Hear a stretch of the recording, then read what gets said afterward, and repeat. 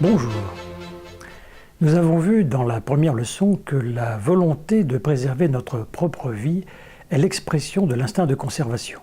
C'est pourquoi l'ultime fondement de la morale de la vie est individualiste, car elle tire son énergie de l'instinct de survie individuel. Mais parce que l'homme est intelligent, il a compris que sa vie serait mieux préservée s'il passait un contrat de non-agression et de protection réciproque avec ses congénères.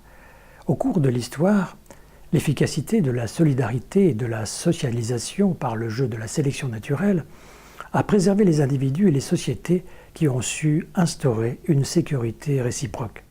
La meilleure protection de chacun fut certainement le facteur sélectif déterminant des grandes religions, dont le système de valeurs était altruiste. Dans le cerveau, probablement à la suite d'une évolution biologique et culturelle simultanée, se sont créées des régions spécialisées dans la production d'émotions, mises en évidence par les scientifiques, et qui concourent à la vie sociale.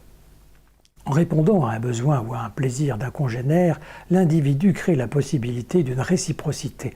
La perception de l'altruisme par les autres membres suscite leur reconnaissance, ce qui renforce le sentiment d'appartenance. Cette appartenance est ressentie comme un besoin vital pour l'individu, au point qu'il est prêt à en payer le prix.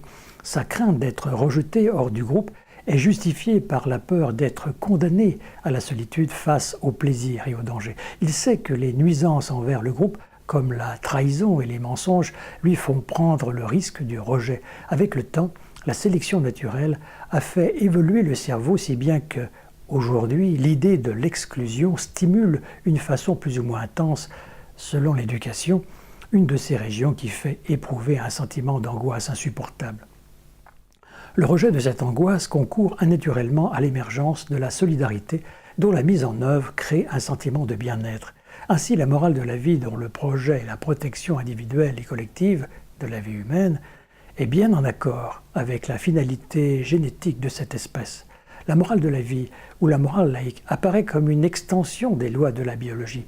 Par le jeu de la protection de chaque individu, la morale protège l'espèce, à l'instar des lois biologiques. Elle inscrit son action dans le même sens que celui de l'évolution de la biologie, qui est la durée. Mais la morale laïque, pour être pleinement efficace, doit se vivre dans une société cohérente. La cohésion d'une société est scellée par l'objectif commun à ses membres. L'ultime finalité de leur activité et de leur comportement crée un ensemble de valeurs cohérentes dont l'adhésion partagée contribue efficacement à la réussite du projet.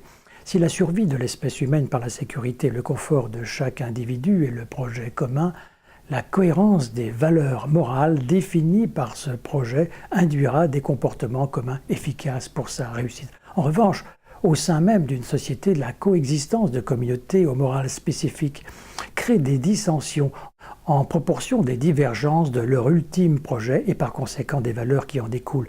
La société humaine exige l'adhésion à un ultime projet commun sans laquelle l'incohérence des valeurs et leurs contradictions sont des obstacles à la paix et à l'efficacité de son fonctionnement.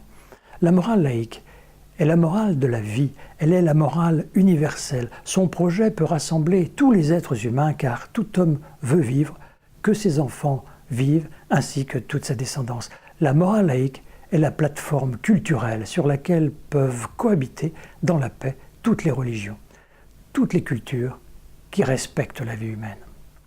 Au cours de la prochaine leçon, nous aborderons la question du sens moral et de son rapport avec la culture. En attendant, mobilisez-vous pour que la morale laïque devienne la norme morale dans l'éducation. Soyez heureux, car c'est bon pour la santé.